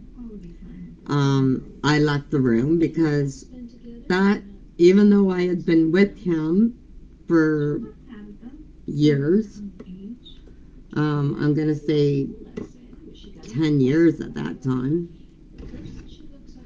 it was a private moment between father and son, and there was no place there for me.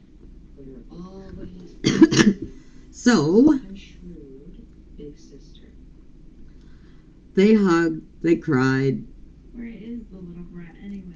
The conversation kind of took a turn, which should have been a good thing, and it kind of was. But still in the back of a son who felt unwanted, he's never let go of those feelings. And still to this day, my opinion, I do have to talk to him about it, but it's a hard conversation to have because you both have to be in the mindset to be able to take negative comments about each other from each other. And that takes a lot of prep, especially for me. But that's okay. But I still feel like he's making his father pay for not being there for him. And I think that his dad has done everything he can because his dad kind of feels guilty about that shit too, right? About how he feels bad because he wasn't there. He didn't have the father son relationship that he wanted but was kept from having. And it's hard on both of them. And again, I am still stuck in the middle because we've never had a relationship and we both have grudges of things that were said and done. And even though we've tried to move on for them, I don't believe that we have. And it's kind of sad. Like, it really is sad. I am not a cold-hearted bitch. I play one on TV. I'm mixed. I'm getting messed up here. 1, 2, 3, 4. And, yeah, it's really hard. I I don't know if I'm coming or going half the time with them. We try to get along, we do our best, but then it's like when I hear him talking down to his dad or making plans for us without even discussing it with us, just basically telling us and thinking that we're just gonna jump on top of the wagon and go along for the ride. I've never done that. I don't even do that at my job. I mean, I don't know many people that do. It's like, oh yeah, here, let me come with you. I'm more of a leader than a follower. And so is his son. His son tries to be a leader. Well, put it that way. He just doesn't know how to get people to do what he wants without coming across as a um, know-it-all, I guess.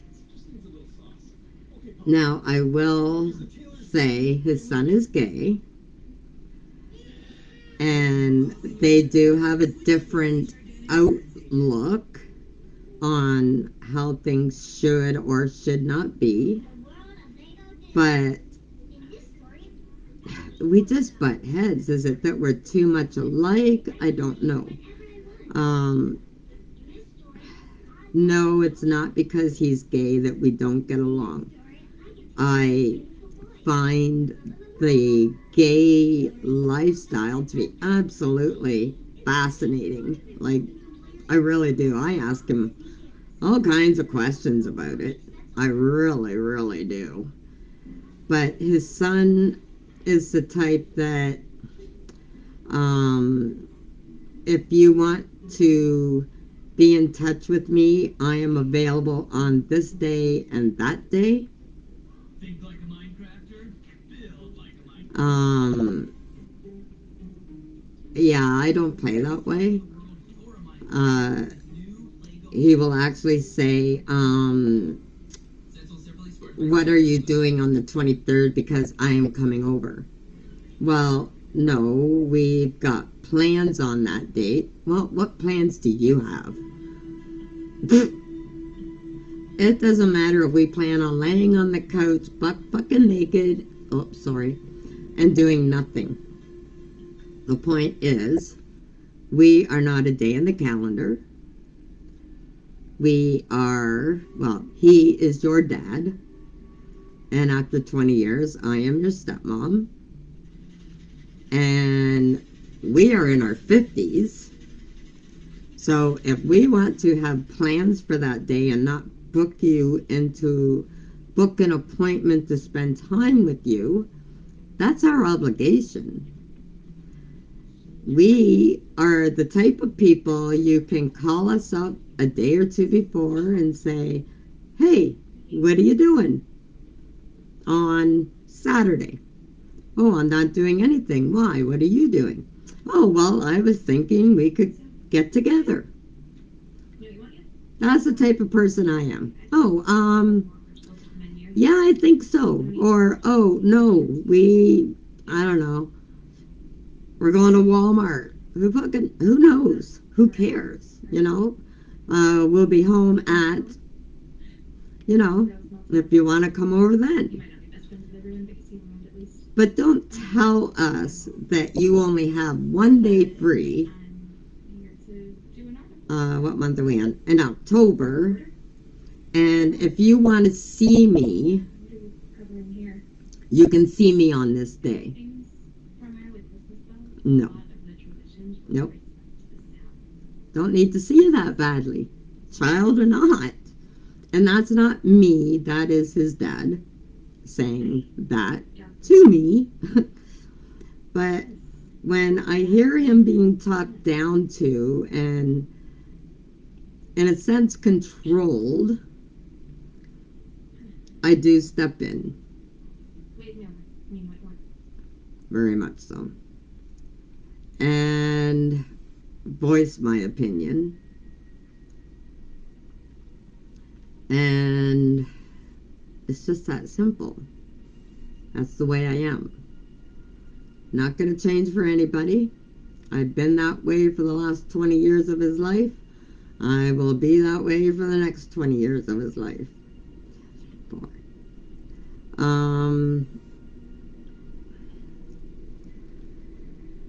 Anyway, it's not a good relationship. I understand that he feels that he is owed a relationship. And he is. But he's making the wrong parent pay for what he is owed. I guess saying this to you is kind of helping me know what to say to him as well. Can I help you? So, anyways, being a step parent, that's basically what it's been like for me. I know there's other parents, like Dave is one of them. My kids accepted him. They had been through another relationship before this, a 7-year relationship. 2, 3, 4. Um, I had one, no, I dated a couple of guys between my relationship. No, I went on a couple of dates before um, my relation. Well, there was my marriage. Then there was a 7-year relationship. Then I was alone for 10 months where I did see a couple of guys on and off. Nothing really serious. And my kids were accepting of my life and who I chose to have in it, because they knew that I wouldn't have anybody in my life that wouldn't treat them properly. So Dave was accepted right away, and he was accepted as a role model. Even though I'm sure my kids wanted some kind of a relationship with their father, they never voiced it. Doesn't mean that they didn't, but it is what it is. And I'm really sorry if I'm rambling and going all over the place and you're getting a little confused.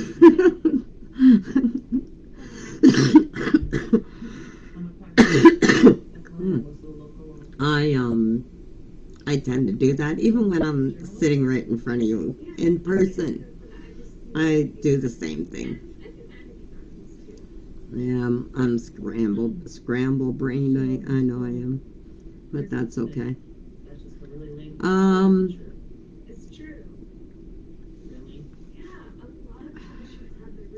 so, anyways, yeah, the daughter, it wasn't the daughter's fault by no means.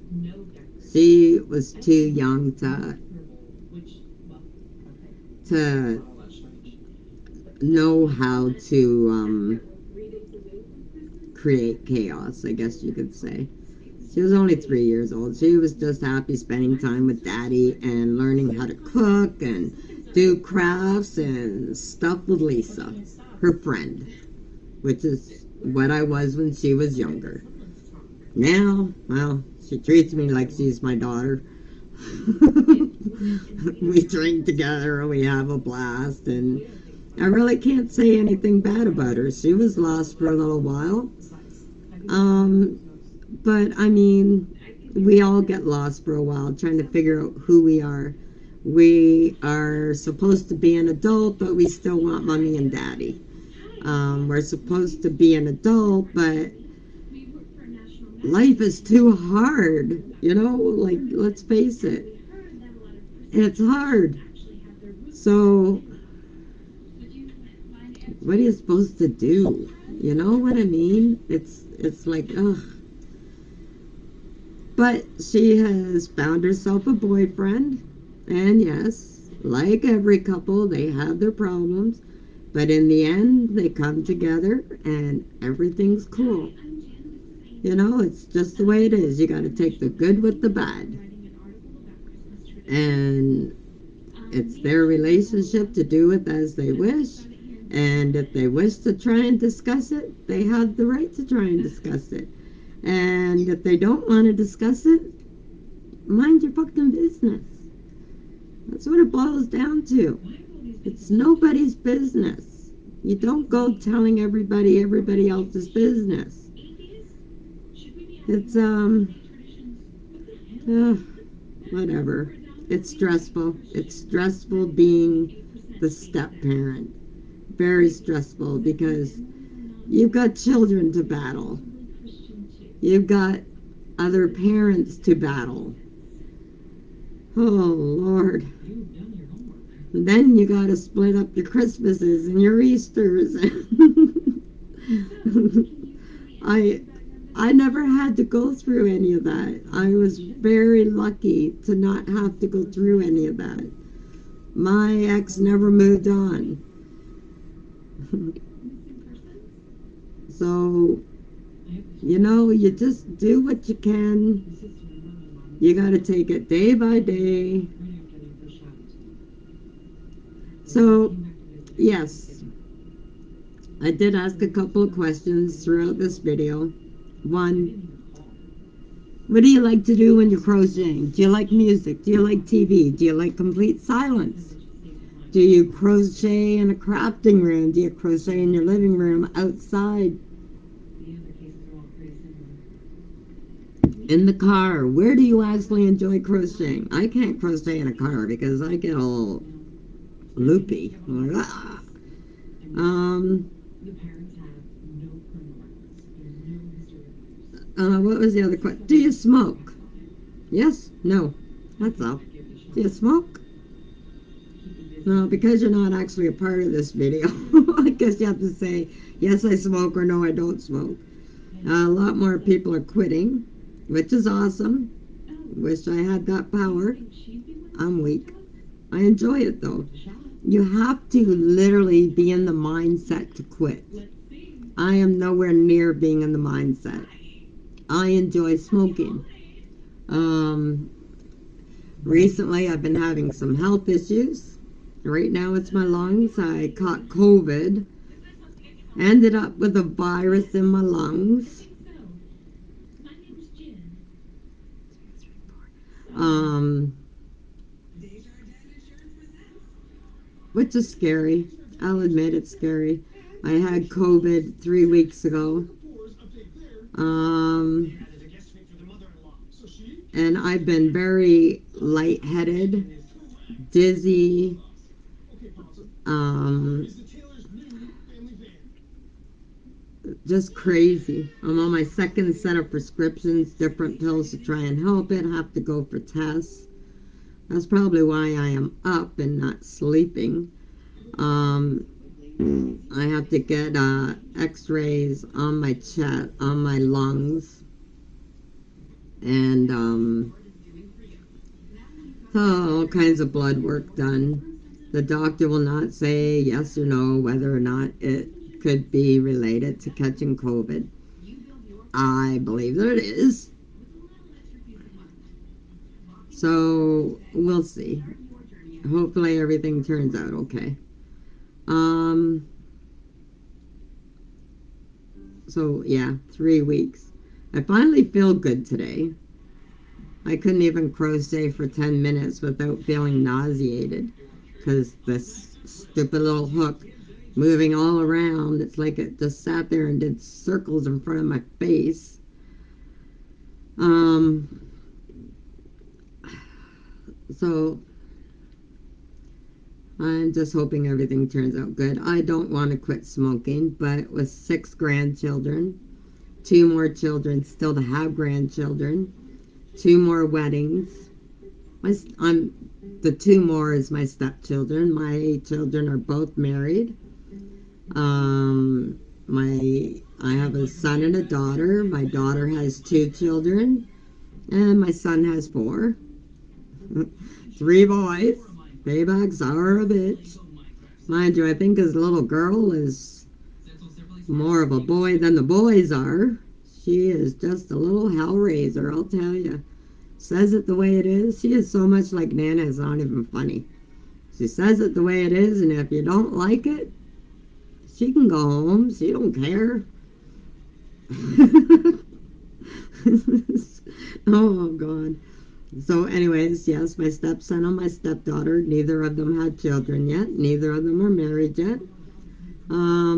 They're both in relationships that are going great. And they both seem happy in their relationships, minus the usual issues that all couples have. I do have good news for them, though. I mean, once you're together for so long, you just don't care anymore.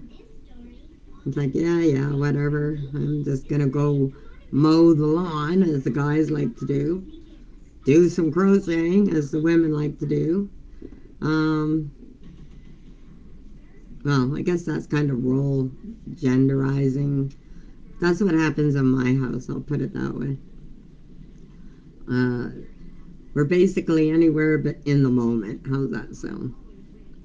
Um, my stepson and I, we have a lot of things that we need to work out. And we will get there. It is going to take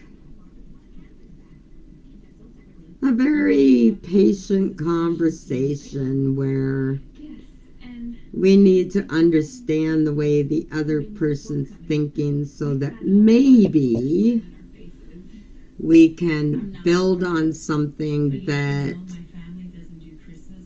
hasn't been there. So I guess it's like a new beginning is what you'd call it. I don't know. Um, yeah. Um, I don't know. We'll see how that goes. That'll be a conversation that'll probably take place over crocheting. Um, I wish I don't know how to make this live so that other people can talk. I guess that's something I'm going to have to figure out and see how it goes. Oh, right. Yeah, I was also asking the guys, um, what's it like being a stepdad? Like, do you have the same hurdles that I went through? Is it an easy transition? Is it like a forbidden zone? Um, what is it like for you guys? What's your are men as are men as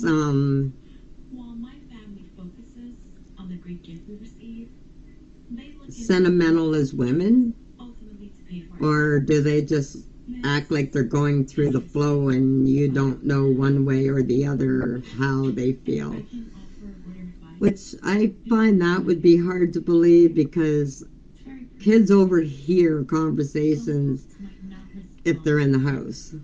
So even though it may be a private conversation about mom and dad, um, I'm sure, well, even if it's stepmom and dad or stepdad and mom, kids have a way of hearing everything they shouldn't. So I'm just wondering if, like, there's tension that gets brought up. And if so, like, how do you handle it? That would be interesting. I know for me, it was stressful all the way around. I mean, you've got a mom that wants her baby to herself, especially an only child for her.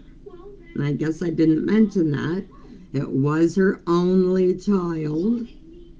So, whew, yeah, boy, I walked right into the acid bath with that one. Um,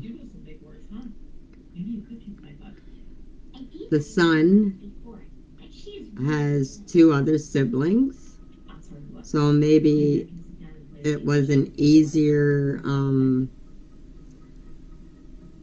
gateway for his mom. I don't know. I don't know the conversations that take place behind closed doors, right? I know the conversations that took place behind our closed doors. They got pretty stressful. I mean, I can laugh about them now because they do sound ridiculous, and I think I have a better understanding. But all in all, um, it's really confusing, isn't it? Okay, well, I'm almost done this. I rambled on. I'm sure if I was listening to this, I'd probably have a headache going, oh my God, do you ever shut up? No, no, I don't. I'll let you know that now. But we might hit a topic that you actually want to talk about. Um, You never know. Or one that you'll have an opinion on. Um, and if you're a parent that is still with your significant other that you bear children with,